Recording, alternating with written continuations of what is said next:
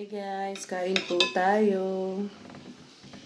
Ako po yung nagluto ng adobong baboy. May natira po kasi ng 3 piraso siguro. Ginaya ko na lang na maliliit.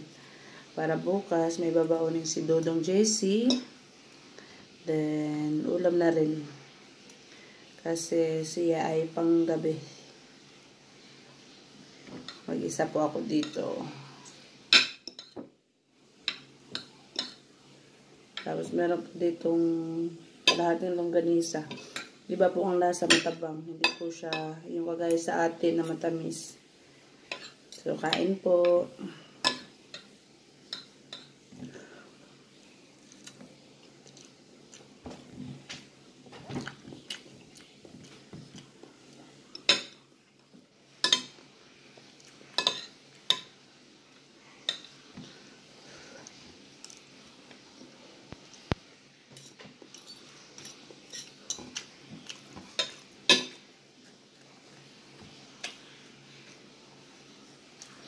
Nakakapagod po ngayong araw na to.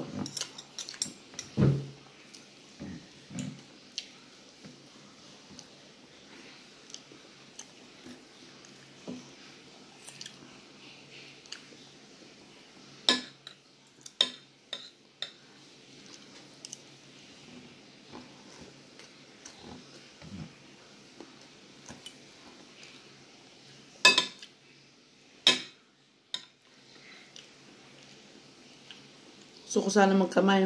Kaso marami akong din ako itlog eh. Tsaka